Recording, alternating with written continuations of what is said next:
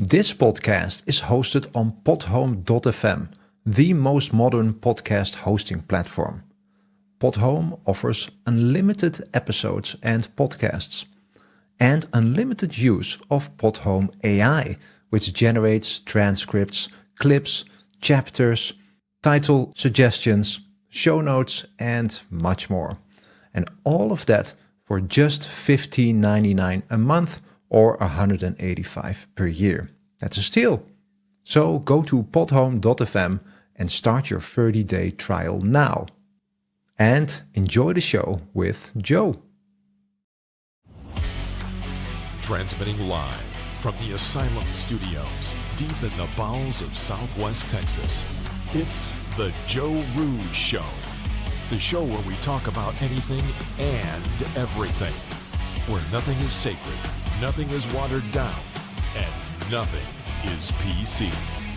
Alrighty. Well, hey folks, this is Joe Rooz, and it is great to be with you once again, transmitting live tonight at the Asylum Studios from the Pimple on the backside of Texas, the beautiful city of Eagle Pass, and of course, as always, doing the very best we can to bring you the best quality talk radio we could muster without all the bluster. Welcome to the Joe Rooz Show. All right, folks. It is Wednesday, the 11th of February, 2026, 19:03 hours, and we are streaming to you live right now. Folks, I hope you're ready for a show tonight. We have something, it's going to be a very interesting conversation. We're going to get into that here just momentarily.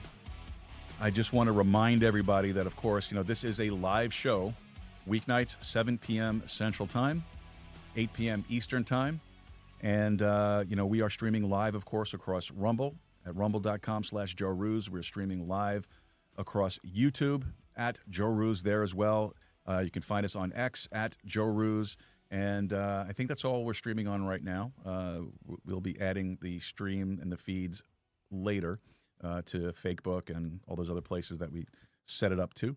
But it's great to have you guys here with us tonight. I hope you guys were able to catch the show last night with Brandon Lynette. That was a great show. I really enjoyed talking to her. Do want to apologize, though, for the audio quality. We had a problem. At least I had a problem on my end where my mic, I don't know what was going on. My levels, everything showed perfectly clear on this end. But when you watch the replay of it, you can barely hear a word. So hopefully we got that squared away tonight. And we'll be able to move on ahead here without any issues, because tonight is a very, very serious conversation that we are looking to have. It is, I can't emphasize just how serious this show is tonight. For too long, voices have been silenced, stories have been dismissed, questions have been ignored. What really happened in the woods?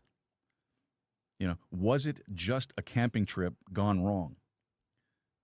Or something far more hairy? Tonight, we're going to be joined by a man, we're going to just refer to him as Mr. W. And he's going to join us tonight to break his silence about his alleged encounter with a Sasquatch. He's going to talk about the fear, the cover-up. He's going to talk about the glowing eyes in the dark. And tonight we want answers. That's all we're looking for. We're just looking for answers. Now, of course, folks, we cannot independently verify the information that's being presented here tonight.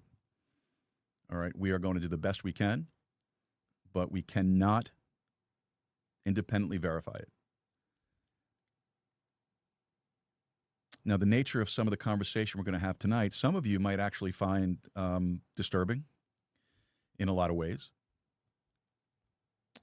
So before we actually start the show and start talking to Mr. W and bring him in, we want to make sure that you are aware and advised that for good portions of this show, Viewer discretion is advised.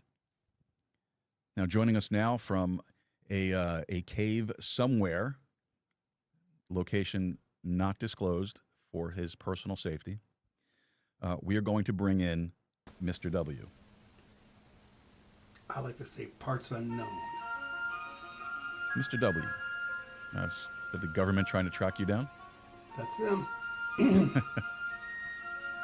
Well, Mr. W., I want to thank you for being with us tonight. Thank you, Joe. Thank I you. know that this is a difficult subject to talk about for yourself. I did, when I sent you the email and asked you about coming on the show to talk about this, I'll be honest with you, I was surprised that you were willing to do it. And, of course, there were some conditions that we discussed, and that's between the two of us, and we're not going to get into those details. But I guess I really just want to dive right into this tonight. So Mr. W., take us back to that night. What were the conditions like in the woods? We'll dive in. First, my intro is over 45 years of high mountain camping, hunting elk, deer, bear, cougar. Some people call them mountain lions up here. I've got the experience in the woods. That's guaranteed. I got that record. People know me. And I've got the pictures of all the wild game I've taken over the years. And I've been out 2 to 3 weeks, up in the hills by myself with other guys. And so I do have the credentials that way. I mean, I'm not going to show you all my pictures of all the elk and deer and stuff I've harvested, because that's kind of the humane word I like to use. And so I have the experience of determining what is wild game and what isn't, and what is, I would say, an anomaly or just something that's out there and I can't tell what it is. Mm-hmm. And that's for everybody. The woods are dark out there, very dark. I'm talking, put your hand in front of your face and that type of darkness, you can't see it. And were you out there by yourself, or were you with a group of people? No, I elk hunt a lot by myself. And I got to go back on this, Joe, because there's different types of hunting. And I've gone to the muzzleloader hunting. I have been shot at twice with a modern firearm. Mm-hmm. Somehow, people confuse me as an elk. I don't know.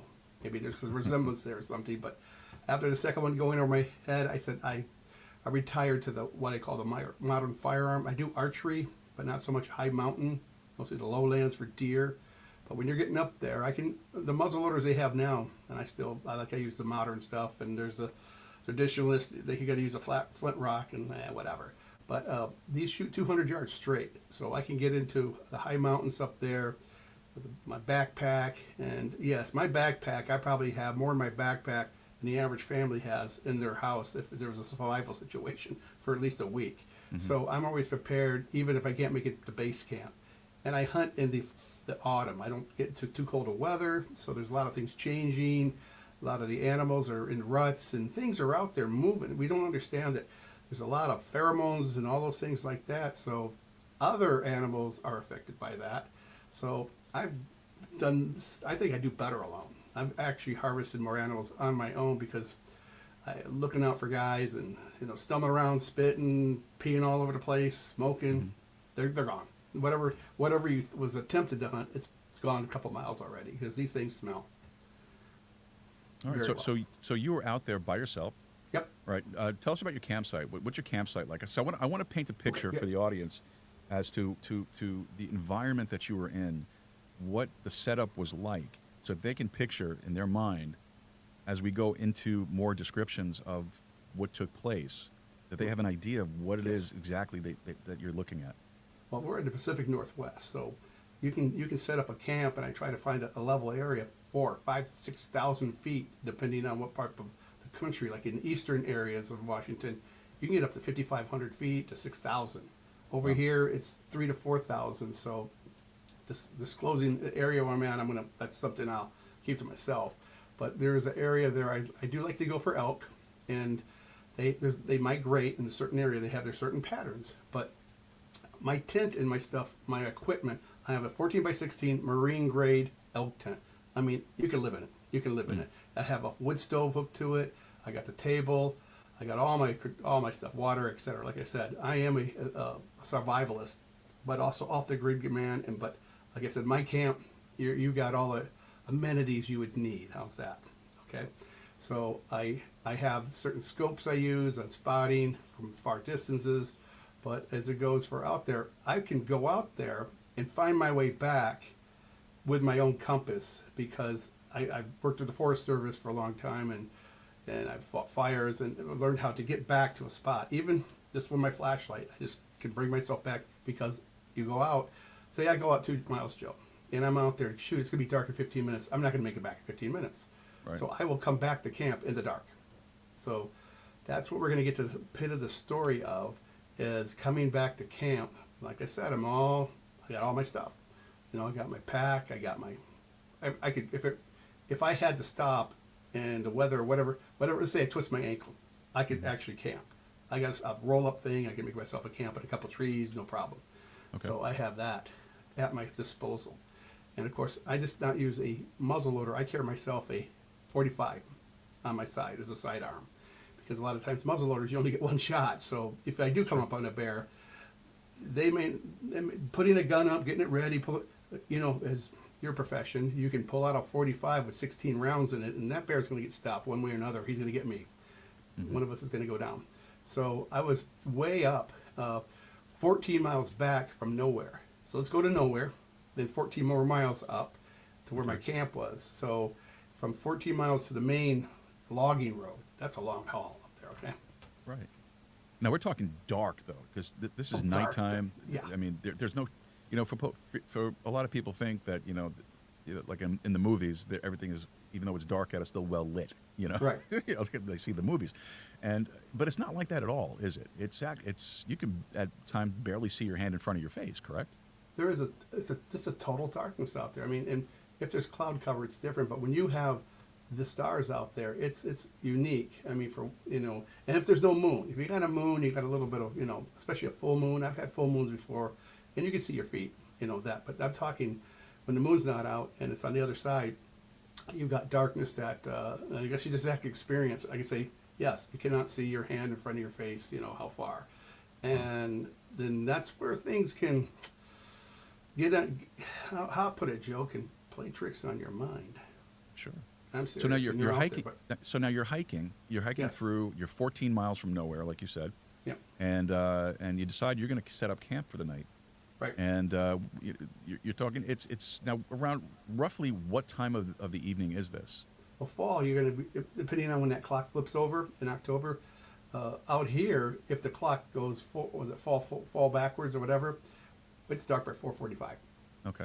Yeah, All right. I mean, let's say 5 o'clock, it's pitch black in the fall hunt. Okay. I got you. Know, before the clock goes to, but if 6 o'clock, then to 5 o'clock.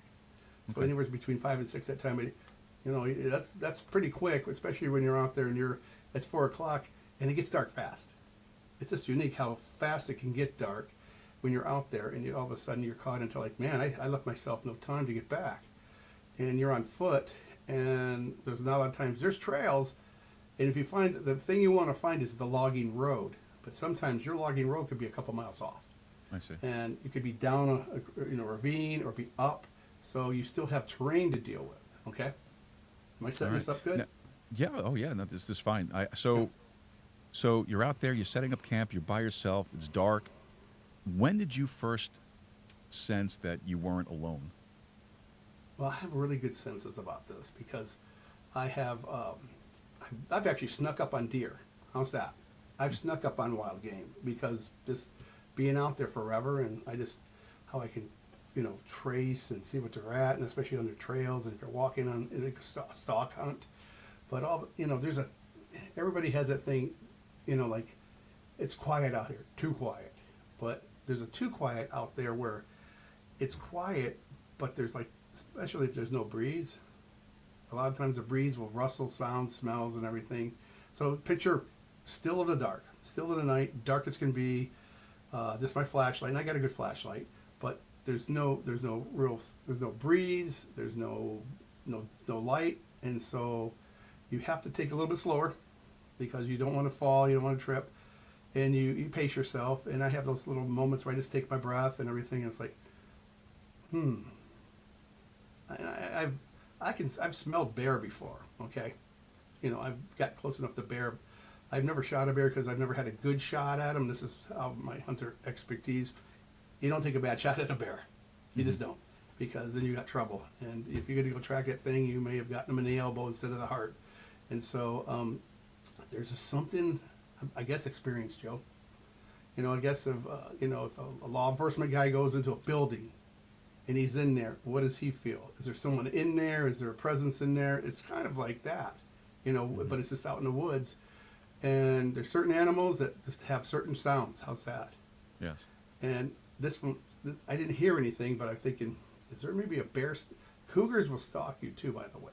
Out there, I've had friends be stalked by cougars, which we call mountain lions also. So, but they kind of give themselves up. They'll hit a stick or whatever. But I think when something stays put and they're watching you, it's flipped. I mean, you're not being hunted, but you're being observed. How's that? All right. Okay. So what tipped you off that you might not be by yourself at this point? Well, you did send me a timeline, so I'm going to share this. Go ahead. Do you mind if I share this? Let's Is it share, okay? because it gets me going too on, Okay. like chronological. Oh, I remember this. Okay, but one of them. Think Okay, about the let me outdoors. throw this smell. up here. Smell. All right. So yes. so this is your timeline. Yeah. All right. So it says that you got to your campsite at 6:42 p.m. Right. Everything was normal. There was Yep. some wildlife activity around. 7:13. The usual like ambient forest noises, rustling Right, right, leaves and right. twigs snapping and all that stuff. And then you reported a stillness. And that's the thing about the outdoors. It's like there's certain stillness that it's like nothing's rustling. Nothing's moving. Okay. Okay. And then let's see, that's at 7:13 p.m. At 7:17, you said that there was a low frequency vocalization that you couldn't figure out where it was. So can you describe what that sound like? What that was? What type of sound it was? Well, the thing about the outdoors, and this is a comment I'm going to take the people who've never really been out there. If I shot at a deer, okay, and I missed, sometimes the deer doesn't know where it's coming from because of the way things. Now here's the important part: the echoes and the projection of sound. Okay, so something can sound like a shot, but where is it at? And I've seen deer look around, and then I get the second shot, but they're kind of I don't know what kind of say grumbling, mumbling, kind of I guess when you like something good. How's that? Because bear don't do that. Bear they just have a distinct, they have ones where maybe I'm here, and if you get close enough to them, they get a little more, maybe a little more deeper sound and a little chest making sound. But this thing out here, what I was listening to, almost what can I put it like? I don't know, almost like a rumbling belch, just short ones, short little ones, because bear and especially cougar have a wild scream. It's something you have to tape and play it to a person, describing wise, a rumbling, like you say, a low frequency grumble. How's that, a grumble? So that's a real word. I'm trying to detect that because I just know the animals I know. Okay. So yeah, I just caught this. That was number one, but I think number two. But number one is smell. I smelled, like I said, I've smelled elk. Elk smell awful, but they taste incredible. Okay, you can smell a herd of elk 100 yards away, if you've been out there long enough. Sure. And moose, I've gotten close to moose, and deer not so much. But I think the bigger the animal, it seems like they must wallow in whatever they wallow. Mud, ponds, all kind. Who knows what else? And so that's I started picking up a smell, like a kind of distinct, like I don't know, someone like had a really bad fart. How's that? I don't know what to say. There's something like rancid. Is that a good name? Rancid.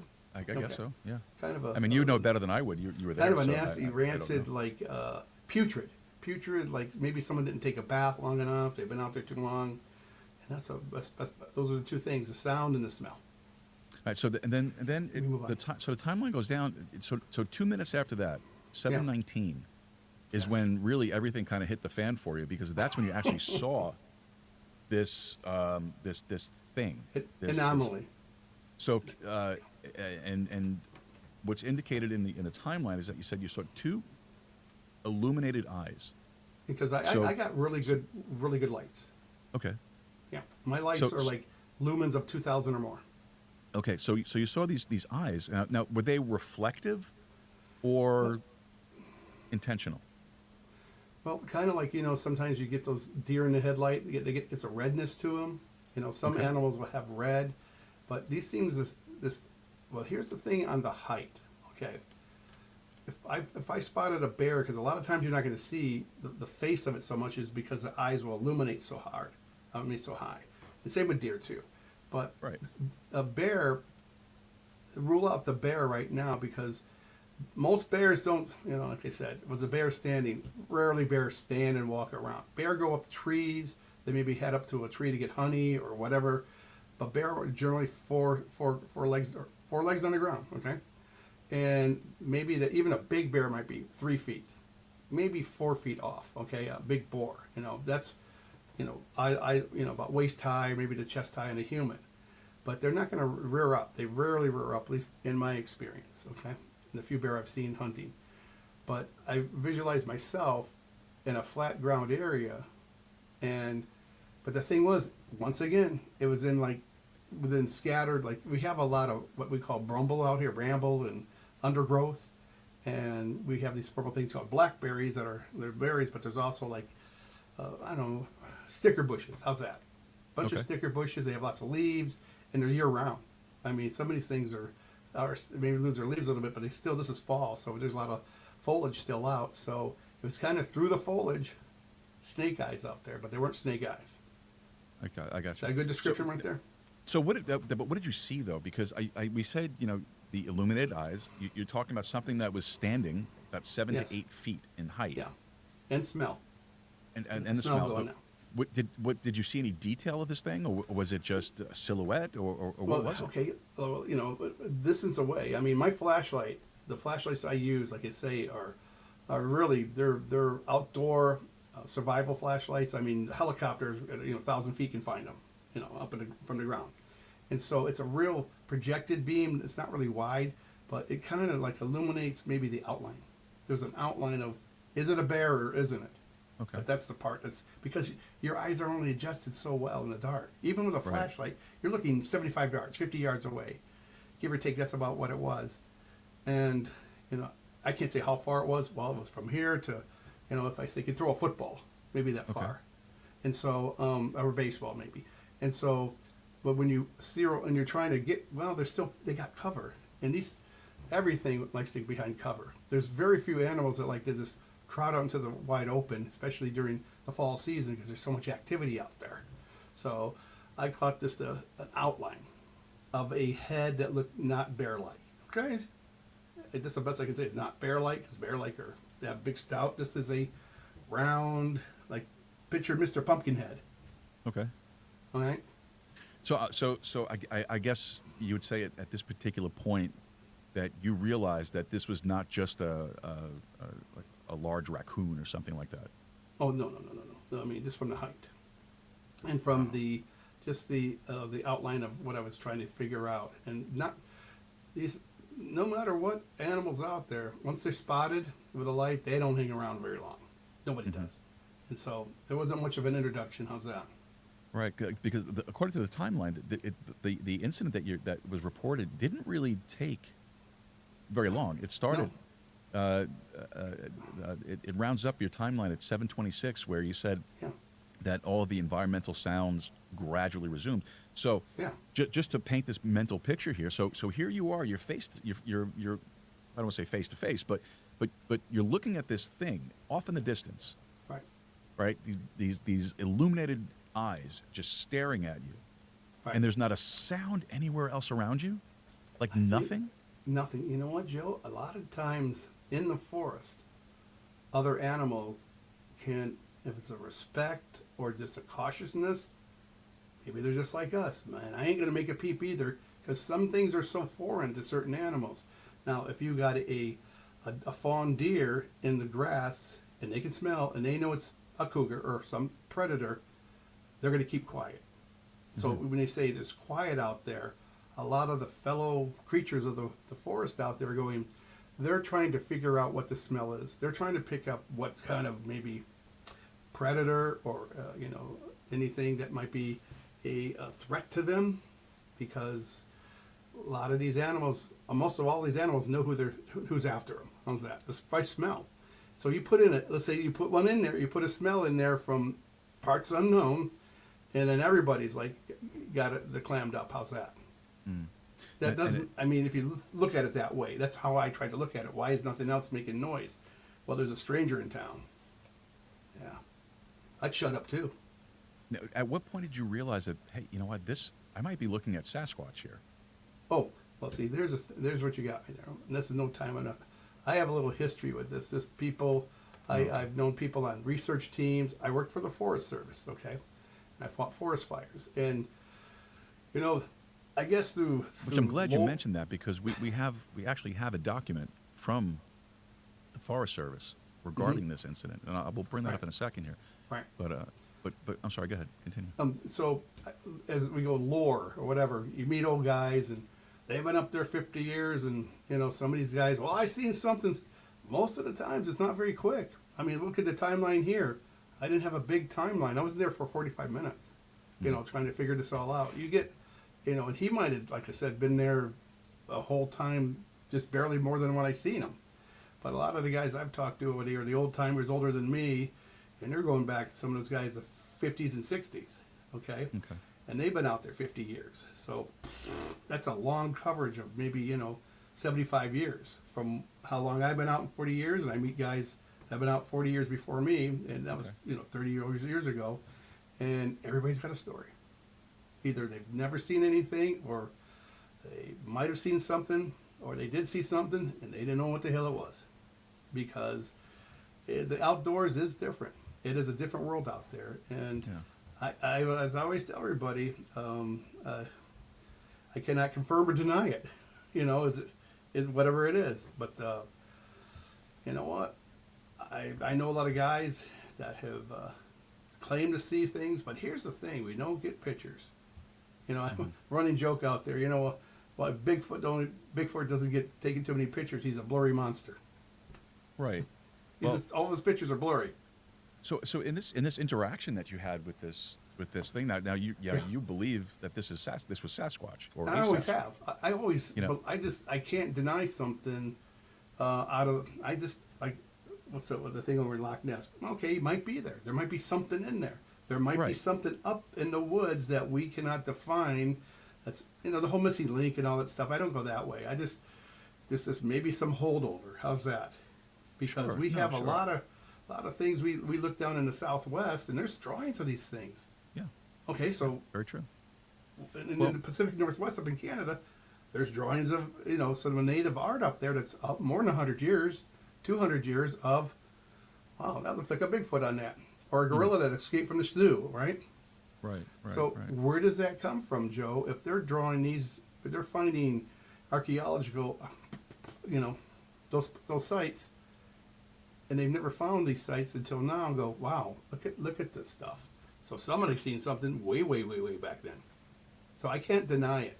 That there's nothing out there. How's that? Do I know? Yeah. I can't confirm it either. How's that?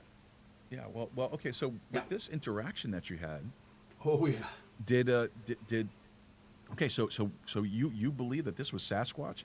So did Sasquatch communicate verbally with you, or was it more like a standoff, like an emotional? I don't know, emotional communication, emotional intelligence, or something like that. Oh yeah, you know what? There's got to be some sort of intelligence there to keep us cool. Okay. Because most animals, like I said, human contact is rare.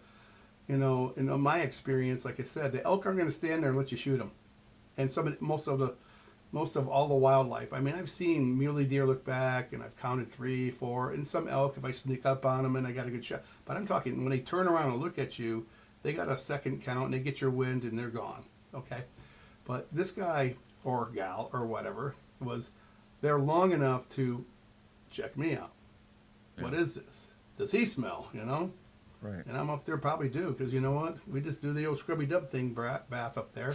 So there's a lot of, the interaction was two elements of the environment out there. How's that? Okay. From different realms. Human Now- and probably non-human. And we were just like, I guess, standing our own ground. I mean, like I said, I keep a 45 on my side, and I'm a really decent shot. And I keep one in the chamber, and there's 16 of them in there. And I keep some firearms. I keep a home defense round in those, Right. because I'm shooting close. Of course, You know, yeah. if there's a bear within 15 yards or 15 feet, he's going to get a few home defense rounds. It will take him down. I've heard a lot of stories. I shot a bear with 17 rounds. He still ran at me. No. I'm talking about, I'm a good shot, and at least it gives me the opportunity to go down fighting at least. And I always have it very available, and that's the main key. It's not that my sidearm is my fear. I just don't fear them much. I'm kind of dopey. I'm not scared. How's that? Right. I'm too dopey. That doesn't scare me. Well, This is true. well, My buddies let me say the same thing. Okay, well, let me ask you this. When all this came to the end, when this first encounter came to Right. an end, you said that on the following morning, Right. when you kind of surveyed the campsite in the morning, you found that, of course, that you found some tracks, Yeah. and Right. you found some claw marks. Right. So those claw marks were they symmetrical? Well, I mean, consider claw marks or ripping, like, because a lot of trees have bark, and I could go out and rip some bark off. I mean, but mostly the footprints. They always showed the film of a really detailed footprint, but this ground up here is different than that.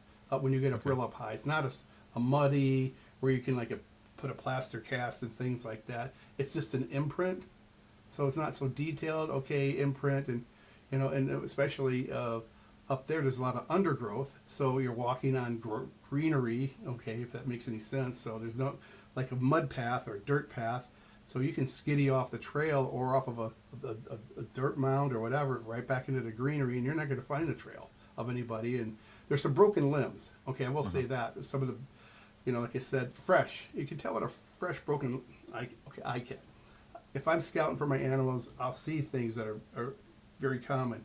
Okay, these branches, this is a rub here, this is maybe something was scratching at something. So it was more like almost like he was maybe messing with the tree or something he was dealing with. And the branches around it, because also there's still berries out there at this time of year. Sure. And so I picked huckleberries.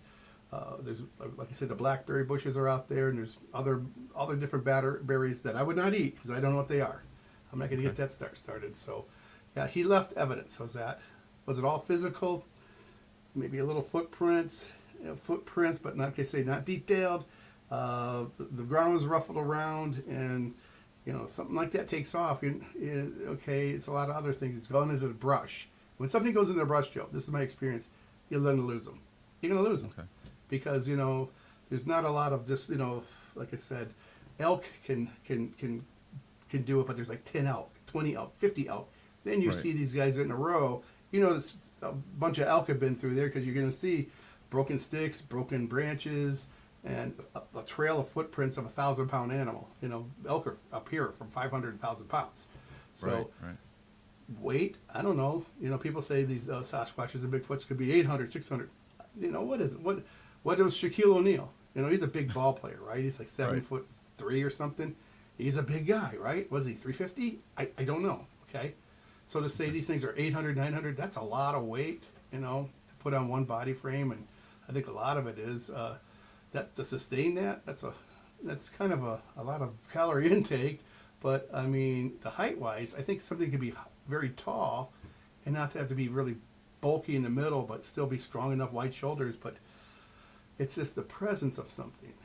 And when the presence of something is there that you can't identify, I guess it could get me a round table and I could still say the same thing and come up with the same conclusion. It wasn't a bear. And that's the only closest thing I can compare it to, Joe. So you again, you've had experience in dealing with these Sasquatch, and Yes. do Sasquatch go through a rut like deer and elk and all that? Well, from people I've talked to through the Forest Service and some of the research teams, there's not enough evidence. That's just the whole thing about this. They've never seen a pack of them. Okay, never seen. Most of all the sightings I've ever heard was a single sighting. A single one. Right. I mean, go through history. The famous Patterson film of '68 or '7, it was one Sasquatch. Or the guy has one. There's never been multiple Sasquatches in the videos or pictures I've seen. Okay. So to say what their patterns are, I would figure an animal like that's got to have a birth pattern of 7, 8, 9, 10 months, just like humans. I mean, big animals. I mean, you know. Well, I think, if they're similar yeah. to in human structure, right, I mean, some humanoid it's or possible. whatever, Homo Yeah. sapien, maybe background.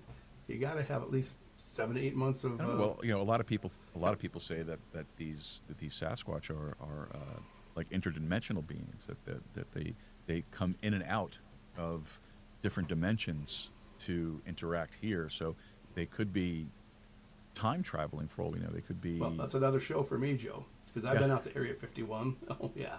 Well, And, we're going to that's have you another. back for that, That's for sure. another group. I definitely want to get into some of that. I've been to with you. Area 51, man. That would be And, fantastic. well, I can I'd love actually to pick your brain on that one. Well, can I just say this? But Oh, before go you get on to that, let me ask you this. So while you're out there now, it's the next day. You're looking around. You're finding these tracks. You see the claw marks, these symmetrical claw marks. See all this stuff. Do Sasquatch poop? Does the Sasquatch poop in the forest? I know. Doesn't the Pope? I don't know. I No, don't know if Joe. the Pope hangs out Yeah, in the woods. I or didn't not, find but- any droppings, but you know, like I say, he might have been at a crossroad just of like I said, things migrate, and the way they migrate, you know, like I say, maybe he's gone to a water hole. A lot of times they drink water and then go through the system, and you know, I didn't find any droppings, but man, they leave enough smell from themselves. So, I mean, I've So seen I wonder. pictures. I wonder if their droppings look like pellets, like with Nope. deer or something, or they look like human feces since they're humanoid. Maybe their droppings look like that, Well, or maybe liquefy. I don't know. Well, I've seen what do you call it?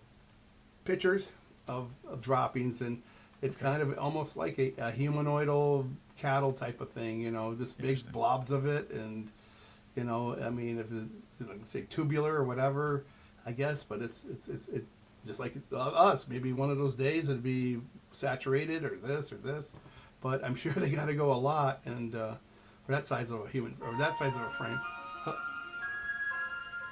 I said it's another. Well, that leads me to my next question for Yes. you.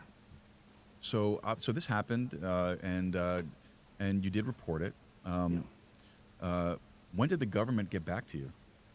Well, the Forest Service is the government, so we have the lines of Forest Service. You have a ranger district, okay, and there's only one forest ranger. Everybody thinks everybody out there is a forest ranger. You only have one forest ranger. Everybody else is either a forester, an engineer, you know, types of engineers, foresters, firemen. So that category would be going through like almost like a forester dash, you know, environmental studies, because they have a lot of guys that do environmental studies, obviously, for Right. the woods. So part of that would be like a forester and environmental, but there's also they have like game wardens. They don't use them no more. They're law enforcement. You got a big title now, whatever. Game enforcement lawyer, law officer, whatever. Fish and So, Wildlife. Fish and Wildlife. Those are the guys that I dealt with because you got something out there that's suspect, not in the suspect of like committing a crime, but something suspect that is maybe what we call, not me, don't quote me on this, maybe a threat to somebody out there, because we don't know what it is. Like we had bear attacks. Well, if the bear attacks something, they're going to send a team out there and just do the bear, just exterminate the bear. However, what word you want to use that, because you got a threat out there. So, in a sense, a threat can be known or unknown. So you got the game wardens and law enforcement guys all ready to go, and you probably get a couple foresters. So I talked to like a game warden, law enforcement guy. How's that?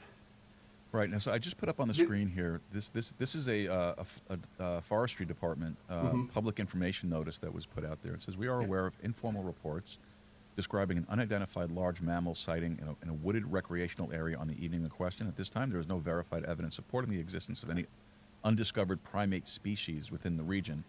Natural phenomena, including light refraction, it's always light refraction, wildlife vocalization patterns, and stress-related perceptual distortion may contribute to misinterpretations of environmental stimuli. We encourage the public to remain calm and report any legitimate wildlife concerns through official channels.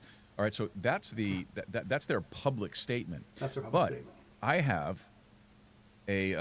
have a message here, an internal document here that says something very, very interesting. And it says, of course, it's redacted, dates redacted, some information is redacted. It says, summary of reported incident involving unidentified bipedal entity in wooded area near redacted. Witness describes visual confirmation of a large humanoid, that would be you, silhouette approximately redacted feet in height. Auditory anomaly recorded at approximately, they blot that out too. Field verification. So this is what I found interesting. So there's no field verification, none conducted, but the official response I find incredibly interesting. I tell you this, Joe, if I had a monitor film, only. If I had film on them, if I had a Sasquatch in the back of my truck and just like an elk or something, and I gutted him, he wouldn't be there for long, and I'd be in some freaking. They'd fly me out to Area 51 in some room in there, and deep frog my brain here. But the type of our government works with, the less you know, that's the better for them. Okay, so I could give them all of my professional, and I do mean professional, 45 years out in the woods, descriptions and everything. They're not going to disclose anything. It's a government. I've worked for the government, as I just told you, the Forest Service and a couple other government agencies are a bunch of stooges. I'm sorry, but most desk jockeys have never been out in the woods. A lot of people want to claim for themselves. They want the glory for something like this. Sure. If it's hey, we're on to something big here. Well, I think the major part of this is they don't want to disclose anything if it's close to being real for them. Sure. So if they can and they didn't want you talking about this at all. They don't want nobody talking. Just he's just an old hack up there in the woods. So tell us about when they came to talk to you. Well, I have camp there, right? And right. I actually am a ham operator too. I'm a professional ham operator. I'm a general operator, so that's like 2 levels up, and I can handle any of the frequencies practically. And so I'm on a scuttlebutt with those guys out there, but. I do go back into town because it's just 14 miles from the logging road, and the logging road's about 25 miles. Okay, from camp all the way. Trust me, it's snake roads, whatever they call those, the roads, whatever they call them, the squiggly line roads, just to get to the logging road to get to town. So we seen anything up there? Well, I opened my big mouth, and so like I say, there's a forest ranger area unit. Like I said, there's a forest. Forest station, like a ranger station. There's only one ranger there, and so the Forest Service also works with. There's Bureau of Land Management. There's the Department of Natural Resources. There's the Forest Service. So now what do you got, Joe? What do you have? You got already 3 agencies there, and it's just kind of like the FBI, CIA, and NSA. If there's a story about something, they're clamoring. Everybody wants a little bit of it here, so. I just talked to the one Forest Service guy I know, and he gave my statement. It just said, be for lookout. There's something up there, okay? Right. Because a lot of times I'll tell people, sometimes there's a rogue bear, okay? Rogue bears are these boars. Before they go into hibernation, they will kill the baby bears because the cubs stay with the mother for a year. They want to kill those cubs off because they want to breed again. That's how they are. So there could be a rogue boar up there, which is, I was thinking at first, is this a bear I'm dealing with? No. How's this? I ruled out everything to where I figured there's something. And I got you. Like I said. Do you want to take a comment from one of our viewers? Go right ahead. So this is from YouTube. Okay. What's weird is that for years, no one has ever recorded clear videos or seen it clearly. It's always a blur. I wish I could have seen one. You know, and that's the thing about it. When I'm hunting, I don't have my cameras on me. I've always said it too. I interviewed a guy. We were at, like I said, I was with part of I've been with kind of the Bigfoot guys in our local area. They have a Bigfoot research team. And I said, with all the cameras on the planet, everybody has and these phones are better than most cameras we had 20 years ago. They really Very are. true. I mean, high pixels or whatever. And I don't keep my camera with me in my phone. I got my backpack and everything. And how fast are these things that you can get a good picture? It's just one of those things you're not expecting it. Even bear, I got a bear video and he was there 4 seconds. I showed my buddy, hey, I got a video of my bear. It sucked. You know, just a bump running through the woods, you know. So it's just all timing. And yeah, if I had go to look out for Bigfoot, don't look for him, I'd never see him. Yeah, Does sense. that make sense? Yeah, It's it just does. one of those things that, you know, if I was to see him, I'd have my pack on and my gun ready and everything. And by the time I got to my phone, then that's a lot of movement. I don't know if these animals are skittish like bear and other ones are skittish with a lot of movement. Well, it doesn't seem like that. No, and like I said, but they're not there very long. I mean, it is dark, and I'm trying to focus on getting them, and you know, and I'm like trying to jockey for position, and so it's yeah, like I said, the Patterson film is the best film, and it's like 1967. What is that? Almost 60 years now. Next year will be 67. 27. It'd be 60 years old at a Roger Patterson film up in Northern California, and that's the best one we got. Think of that. It's the best one we got that actually looks legit. And the ones ever since then looks like a guy in a monkey suit. So yeah, and they found out guys in a monkey suit. I just figured out the audio problem. What's that? Why you were so low? I just figured it out. I took care of it. Okay, it sounds better. Good. So any questions? I can only go so far as I didn't have a camera in the dark too. So in the light time, I don't know. I you know what my camera would be? Yeah. Okay, Joe.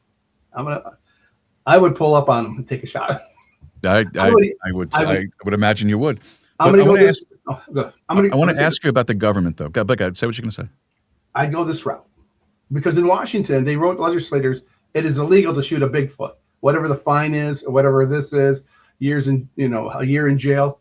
I'm going to There's actually legislation for that? Yes, there is legislation. I could probably look it up and find it, but I don't want to waste my time on that. But the state of Washington, some of the counties here have done that, and not the whole state. But I'm going, I'll take my chances. If I got a real Bigfoot in my back truck, I'm a billionaire the way I look at it. Someone's going to have to buy this from me, man. You know, yeah. I got a lawyer that's going to pay the fine for me. So, and if I have a bear license year round or whatever the seasons are, I'll take the shot. I'm so sorry, but I will, Joe, go. So when the government came to see you and they came to talk to you about this, of course they don't want you talking about this stuff. They don't want you spreading any information about what you've seen and what it could possibly be. Did they offer you anything in exchange for your silence? No, I because I'm a long time conspiracy theorist, what people say, but it's all not theory. I mean, the stuff I've always said have come to like, yeah, I was right. You know, I mean, like I said, the guy named Alex Jones, I'm listening to Jones for 20 years, and boy, a lot of people saying he was right. And even Joe Rogan goes, that dude's right on a lot of stuff. But when you're dealing with the government, I mean, I'm actually dealing with the government. I've worked for the government my whole life, and I still haven't got my retirement all the way. So I'm not going to mess with them. They actually have held my IRS checks before. They've held my back pay, and I got 16 years of retirement funds. Hopefully I get next year. It's been 9 years fighting them. So they probably got me hand-tied on a lot of stuff. And I'm going to get into stuff of why some of the stuff has been held back. And do you think a lot of that has to do with the fact that you have seen Sasquatch and you've had interaction with Sasquatch, so they're holding this stuff back there to get you to keep quiet? It's another one on the stack. Yeah. It's another one on the stack. That's interesting. I don't want to divulge why they held my IRS check for 4 years. That was during Obama because, I was Tea Party, NRA, et cetera. So that was one of them. And then some other different things, allegiance to this, all American stuff. I mean, I'm a patriot, and so I guess you pay a price for that. And when you pay a price for disclosing something that you could say you're not a whack job at. That I can identify wild animals. In fact, I have to identify a boar from a cow for a certain. They have a spring license tag. I have to actually identify the boar has. You can't shoot the cow in the springtime because you have to identify. You go through the film and everything like that. So I actually have got a lot of background, and I'm a master hunter in the state of Washington, by the way, which means I'm doing exclusive training on the master hunter program, where I go in and like shoot elk that are tearing up the fences and eating the apples and the vineyards and getting tore up by deer. They go and have us guys come in like hunted, like trained assassins. We don't get paid, but we get the meat.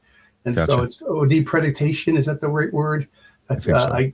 So I get not hired, but I get called in, and we have to have a proficiency with our shot and what we have. We have to, have a certain range we can shoot. So I actually have the Master Hunter program under me too. So I got a lot of credentials.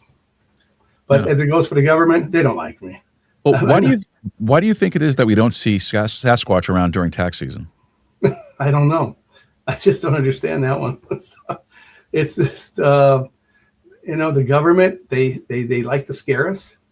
And I think a lot of times the people who don't get scared, I'm not scared. There's nothing, they can't scare me no more. I mean, don't you think that they should tote around a Sasquatch around tax season to get people to pay their taxes? At least the head on the hood, at least. Or they could parade it around like on a collar and a chain or something.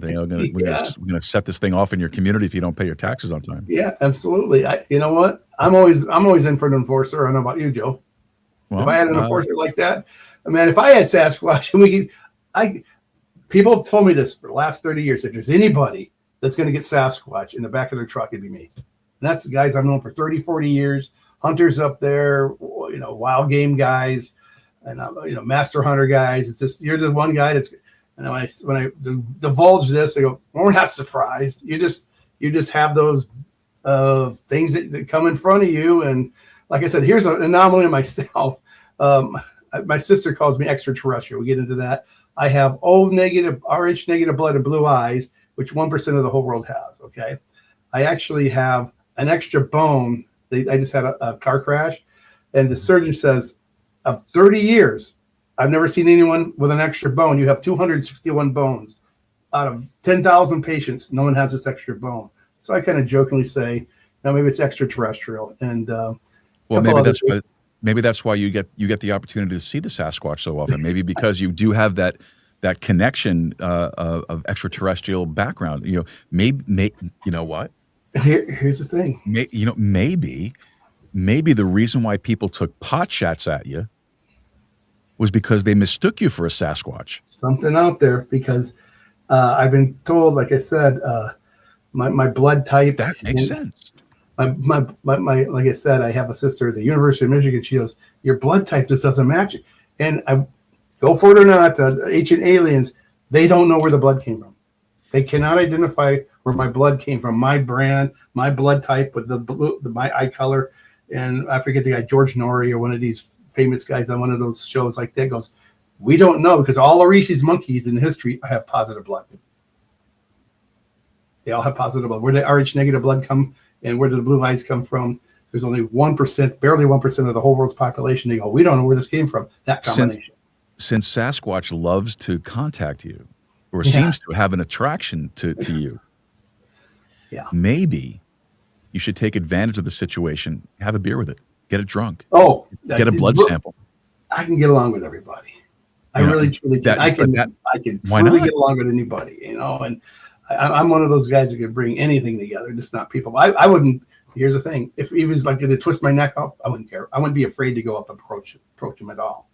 I know those commercials, they make real fun of him and stuff like that. But you know what? I guess they just have a sense that I respect the land, I respect the environment, and they know that if I harvest an animal, they know I'm going to gut it and bring it out and feed people with it. I just feel that because, I've almost had the animals like pose for me, like harvest me.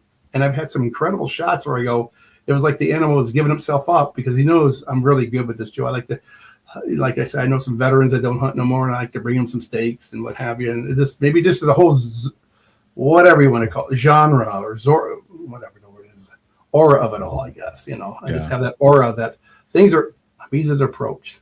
How's that? Right. I really am. Other people said to me, hey, I'll talk to strangers. By the time I'm standing in the line, by the time I'm at the end of the line, we know each other's phone numbers. Hey, I'll talk to you soon, buddy. I just very approachable. I think maybe this time at this moment, he's probably been seeing me way before I seen him. Okay. There's another thing too. Well, it seems like it because off the show, you and I spoke about this prior to the show starting, and you did mention that you've had several experiences with Sasquatch. Yeah. But let me ask you this: what did Sasquatch teach you about humanity? I think it's one thing is patience, because out there, I think you got to have patience on what you're doing and respect. If we were, and I just want to reaffirm this, Joe, all the sightings are in the evening, because I get most of my game in the evening. For some reason, I'm an evening hunter. So in the morning, I might take my time getting out, and maybe this is the way they travel, because maybe he's nocturnal. Some of these things might just be nocturnal. And, I get out there, and like I said, I like getting in there until the last moment of light. And I've got probably 70% of my deer and most of my game after 3:00 p.m. So I'm just thinking it's just a respect. Maybe he just sees a guy out there gruffly looking like him, and just showing respect to the land too. Maybe he detects that Rh negative blood that you have, and that's why he's coming around so much. You know what? And it's bizarre because people have told me, they said, "Oh, there's one more thing. They can't show you, but I've had some problems. I've had cancer before, and they were doing something with my veins, and the guy goes, 'That's odd. Nurse so and so, take a look at this.' And there's me and you, Joe. Your veins, and I don't know the numbers, are 50% whatever flow. Okay, I'm not using the right." He goes, "My gosh, his is 45. I've never had a patient that had 35 or whatever it was." Like, what do you mean? Your veins, the way they flow and the size of them are different than the numbers are 15 to 18. Yours is 36 to 41 or whatever. Well, what the heck? You're a freaking Sasquatch. I'm a freak, man. Maybe you are a Sasquatch hybrid. I think I might be the hybrid part. Maybe low bred. I'm only 5'9", so. Wow, I that never occurred to me. Folks, we might be actually sitting here talking to a Sasquatch hybrid. Probably, because everything out in the woods likes me. I can tell you that. I mean, I've seen bear look at me. I've only had a couple shots at them and keep on going by. Where bear they can make a run and charge you. I've seen deer come up and stop at me and take a look at me. And I just, like I said, I'm Dr. Doolittle of the wild woods, I guess. But I got no beef with these guys. I got no beef. Dr. Doolittle of Sasquatch. Yeah, but I got no beef with Squatch at all. I have no beef with them. And so, like I said, I mean, I don't think I would never raise a gun in a undefensible animal in the sense of legal harvest. Okay, deer, elk, those type of things. And but I couldn't pull a gun on them unless, like I said, there was some sort of some charge or something like that. And like I said, the times I've crossed their paths, it's almost like, let's have a brew. I could do that. Yeah. So, what? I'm gonna start leaving a brew out. Okay, because I hunt by myself. I'll just leave a brew out there and see if there's any. I'll leave it for bait. Okay, but I'll make sure I have a good brand out there, a good Rainier beer, one of those lower shelf ones. I don't think he's a big high fancy beer drinker if he is. You know what I'm saying? I don't know. No Heineken and that kind of stuff like that. Pabst Blue Ribbon, brother. But I do have to ask you this though. All right, and this is important because seeing these things and experiencing these things, can be life changing. Yeah. I'm trying to think of how I can ask the question. One of our viewers actually asked a question up on YouTube, but for some reason I can't pull it up and put it up on the screen. And the question was, so he has some Sasquatch in him. I think so, just based on what you've been telling me here. I mean, I have medical records to prove all the stuff I just told you about my blood. No, I'm not doubting that, sir. I just had rotator cuff surgeon, the surgeon shaking his head. We don't know. They called me 261. You have 260 bones. I have 261. But Have you ever had an intimate experience with a Sasquatch? Not that close, man.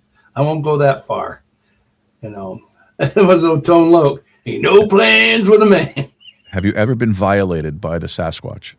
No, not gotten that close. Violation of what way? Well, Violation of smell. I will say I've been violated by the smell of these animals.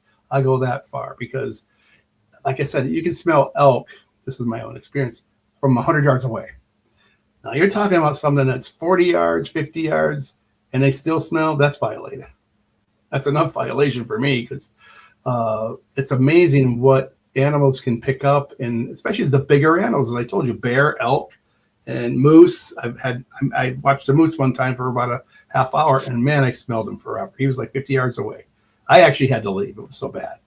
Yeah, he violated me with his smell. I will tell you that. But you know what? I got no beef. I have no beef. But you've never had any kind of physical relations with an or any approachment of that, because I'm just thinking, is there some long lost son or something like that, or some long lost relative that owes money, you know? The son of Sasquatch. Son of Sasquatch. You know? So all right. Can I confirm or deny? Well, Mr. W, we're going to start to wrap this thing up here. I got two more things I just wanted to ask you about this. And first of all, you know, for anybody going through something like this and experiencing what you've experienced, I'm sure that would put some kind of mistrust in recreating in forested areas. Has that ever come through your mind at all, that this is not a place that you should be? No, not for me.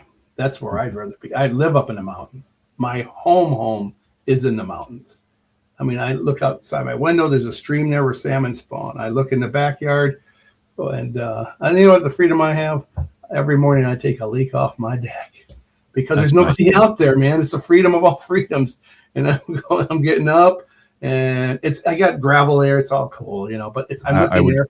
I would feel bad if you have a house guest. No. It's only when Wayne and Mrs. Wayne is there. It's no big deal. But it's just I live up in the mountains, and I've been there for a big part of my life, and nothing seems to frighten me. And I always have a thing. Here's one thing I want to give people. Just the experience. If you hear something out there, don't put your flashlight first. Let your eyes get adjusted. You know, in the movies, they always show the guy out there look. Well, they can see you. So I always go out. Because I have blue eyes, my eyes actually adjust very good at night. So that's another thing. Now, these animals have nocturnal. Not that I'm nocturnal, but I can actually, when my eyes, I'm very, sun and stuff, blue eyes, but I have a different color shade of blue that I don't know what it is, that I can just adjust my eyes at night, and I can go out to the deer blind without a flashlight. I know the path. And so I'm an anomaly myself. And it's like I said, there's a lot of us out there. And there are different anomalies. With everything that you're pointing out about yourself, you're just confirming that you might have DNA. You might legitimately be a hybrid Sasquatch. Or there's definitely the DNA. The DNA I have doesn't match up for what my sister said. She's at the University of Michigan, and all the things I've told you, I have medical records for. You know, people say I have the medical records. I just had my shoulder surgery, and my rotator tore up, and the guy goes, "We're just shaking our heads here at the clinic. We've never seen 261 bone. I don't know if this group, whatever the blood type," they said, and you know, and then when they put the stuff in my things, they go, your veins have a different blood flow. That's 3 right there, Joe. 3. Yeah. I don't know anything else. Maybe, you know, like I said, I've had heart attacks. I've been on my deathbed, wide awake. You know, I was down to 24 beats and ready to go out, and I was fine and calm as can be. I was telling jokes, and so I think it's just the calmness, like you said, what he sees. I think he probably realizes if there's any connection there. This guy's not afraid of anything. I mean, you're a kindred spirit. I'm just not afraid of anything. I mean, you know, if someone put a gun to my head, please either pull the trigger or put it down. One or the other. What are you going to do if you're pointed on me? Just here's the wallet. No, you're not getting a wallet. You're getting the cash. I'm keeping my wallet. Yeah. I don't want to replace all. I don't want to go to DMV again. So I'm more willing to take a bullet than go back to the DMV and get a new driver's license. Well, Mr. W, if Sasquatch is watching tonight, yes, what would you say to him? Well, Squatch, I got to tell you, stay out in the woods, like I am up here. I really, humanity is just getting so disappointing. I wouldn't want to be seen either, because I've made a statement here this past week of all the stuff that's going on in this world. They're distracting us from what the real stuff is going on. Like, eventually they want to, here's another conspiracy thing. They want to get us on a digital system or practically monitor us when we do take a crap out in the woods. So I'm with Squash. I'm going to stay away from people. I really have. The stuff in the past year, people said that we're divisive. Well, yeah, we can't get along. There's just people who can't get along with other people. I can, but I swear, Joe, if I'm out in the woods, there's somebody going to be driving by my place. They might not like something. I know that guy's flag up there. I don't like it. I'm not the rebel flag. I'm just American flag or whatever flag, or, the way I have the color of my mailbox. There's somebody out there that's not going to agree. So that's why I live up in the woods, and I'm going to be left alone. And that's what our kindred spirit is right there. If there's anything, that's what connects me. That's the umbilical cord to me and him, is leave us alone. I mean, and I'm saying that respectfully, because I've been hassled way too much in my life, especially by the government. All right. That's a very true statement, So, and I have the paperwork to show that too. Yeah. Everyone, if Squatch was here, he'd say, don't hassle it. All right. So where can we go? Where can folks go to find out more about what you're doing? Okay. Well, I'm working on my green screen. I'm going to get, maybe I'm not too good with the electronics here. And I'm a little backlogged on getting my electronics first. I now just got my soundboard up. I got these microphones up and now headphones. And my next thing is I'm working on getting whatever is Zoom. I want to get on Rumble, and I'm going to get my page going. And like I said, there's a lot of stuff out there we can talk about without having to get into politics and the politics of things. I mean, there's so much other good things out there. How about some of the good stuff? How about some of the good things that people are doing good in this world? I mean, it's like everybody has got to piss a match with somebody. And Joe, I'm up in the mountains. You know where to reach me, brother. We got you. We do. All right. Mr. W, thank you for taking the time to talk to us tonight about your Sasquatch experience. We wish you the very best, and we will talk to you very, very soon, sir. Thank you for being with us tonight. Thank you. All right. Well, folks, I'm not here to tell you what Mr. W saw in the woods. That's not what I'm here for. All right. I'm just saying that the timeline is what it is. The silence happened. The eyes appeared. You saw the memo that we posted where it says, monitor only.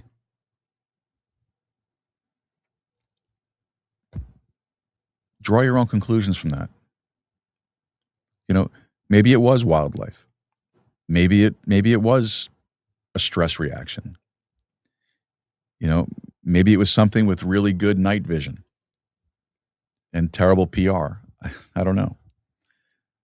But either way you look at it, tonight proves one thing. And it is that the world is a lot more interesting when you're willing to ask questions, even the weird ones. And remember something else, folks. If you're heading out into the woods anytime soon, remember this. Travel in groups. Bring a flashlight. And you never know, maybe. But whatever you do, don't make eye contact. Don't make eye contact. All right, folks. And I think that's going to just about do it for us here tonight. So, folks, please head over to our website, joerooz.com, joerooz.com. When you get over there, open up that contact form, send us a message, let us know what you think. Drop a comment down below, set up a review for us, let us know what you think about our show tonight. We'd love to hear from you. All right, folks, listen, don't forget, make Texas independent again. Go podcasting, keep a steady stride, keep talking, and beware of Sasquatch. We'll see you Friday, folks. Have a great night.